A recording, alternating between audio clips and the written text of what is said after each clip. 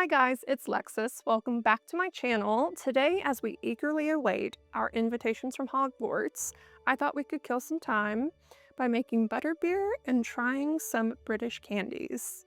Let's get started. All right, so let's get started. I have all my ingredients sitting out and I'm going to take it step by step and show you how to put it together. It's really easy and it's a fun thing to do, especially around Halloween. But let's get started with the cold foam to go on top. First, you'll need heavy whipping cream, just enough to add a little bit of head to the top. We all love head. And then a little bit of vanilla paste. You can use vanilla extract, but I just think that this is worlds better. Also, to help the foam stay separate from the rest of the drink and not fall into it and give that good separation, it needs to be very thick, so might as well use something else, butterscotch. So this is a butterscotch jello pudding mix that you're going to add to your cold foam. And this, you're only wanting to sprinkle in just a little bit. It's more of a thickening agent than it is anything else. And then, as this drink wasn't going to end up sweet enough, add a little bit of sugar or whatever sweetener you prefer. I'm a big monk fruit fan. But if you have kitties, don't let them have anything that contains this. They cannot try it. This is lethal. If you have a frother, you can use that. You can also use a whisk. You're just going to be at it for a little while longer. You want to do this first as you work on the rest of your drink because that pudding mix needs a little bit of time to really set up, and then we'll re-froth it and we should be good to go, but it's already getting pretty thick.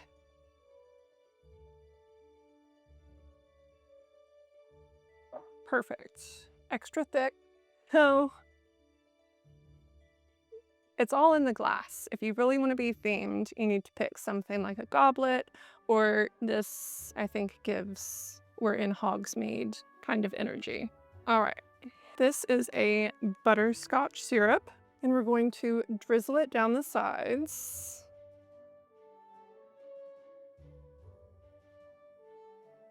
Makes it extra fun. And this will come into play later whenever we need it to be extra butterscotchy. Next, you need a butterscotch syrup.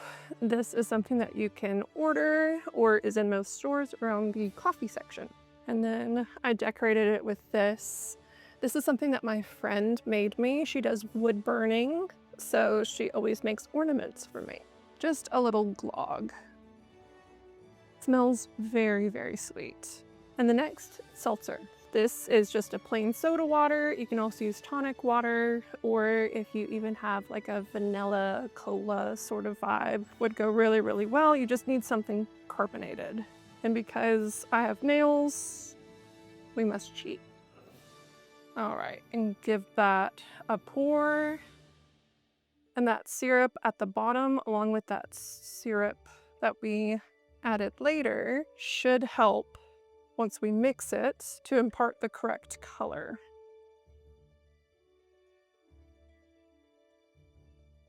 And you want to still leave enough room for the froth. Let's give this one last hit before we add it in. Make sure all of the stuff's off the bottom. And now let's add. Something that can also help with separating the layers is slowing down how fast this pours into your butterbeer. So if you were to place something to keep it more separate and slow it down, or if it's thick enough, you shouldn't even need it, but let's see how well we did. So let's add, and very slowly add a few glops. And that pudding mix has definitely done its job to make it extra thick. But if yours isn't as thick, make sure to use the little trick. It will help. And there we are. Let's give it a taste test and see how many calories we have to burn off later.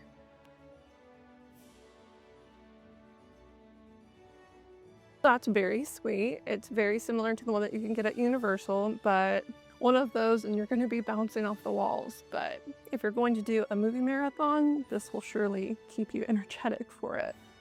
Cheers! All right, here we are with some of our British treats. These are ones that were either mentioned in the books or just considered very, very popular in England, so I figured we could give them a try together. So let's see how British candy stacks up. First are our Butterbeer candies. All right, they smell really good. They smell like butterbeer, which is a good sign. Let's give it a taste. Cheers. Ow, I broke my nail on that.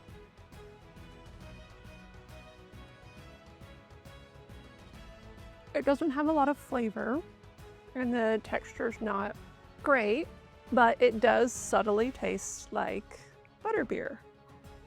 All right, so I'm gonna give these a 2 out of 10. I don't think they're worth the buy.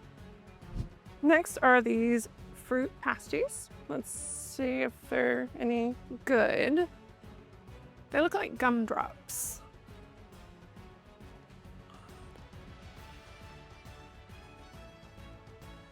These aren't bad. Very juicy. I would give these a 7 out of 10. All right. For all of the mudbloods out here, these are the jelly slugs. So they have pear, sour cherry, tangerine, watermelon, and banana. I'm not a big fan of banana flavored stuff, so let's do that one. Cheers.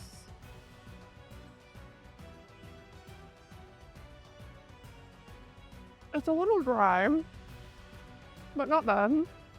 They are a cute little shape, but I don't think I would want these coming out of my mouth for hours on end because the spell rebounded, so 4 out of 10.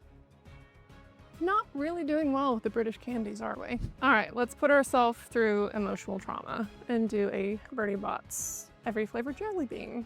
So I can get flavors like earwax, earthworm, dirt, cinnamon. I actually hate cinnamon, so that's included in a bad flavor. Cherry, candy floss, booger, blueberry, black pepper, and banana. Let's give one of these a try, shall we?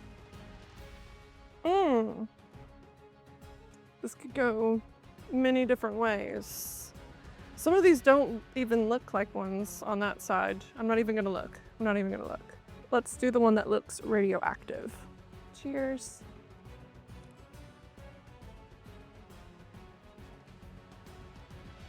It's just lemon. Thank God. What's it that Dumbledore says? Alas, earwax. I was fearful that that was earwax. I'm gonna give my bravery a 10 out of 10 and the flavor probably like a 6. But let's move on. Creamy butterscotch drops. Look how cute. This is what I would consider old people candy that like your grandma would pull out. It's definitely a hard candy, so no biting. It's very good. That just tastes like a caramel though. 8 out of 10. I would definitely, especially around the holiday season, get into this. All right, so these are Bonds of London candies. Apparently they are quite popular. Let's try a mint humbug, which is mint flavored and then has a caramel or nougat inside. Aw, humbug.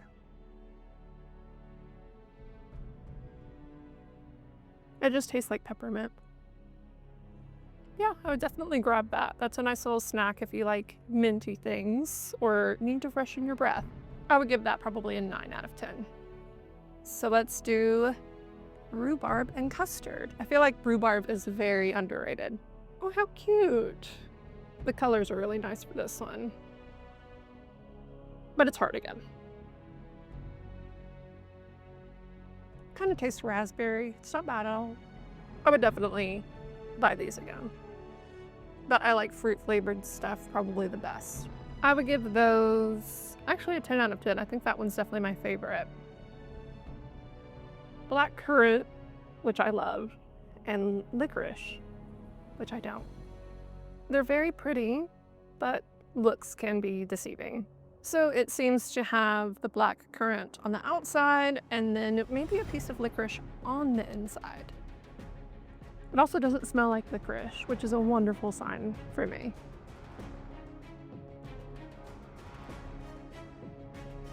Okay.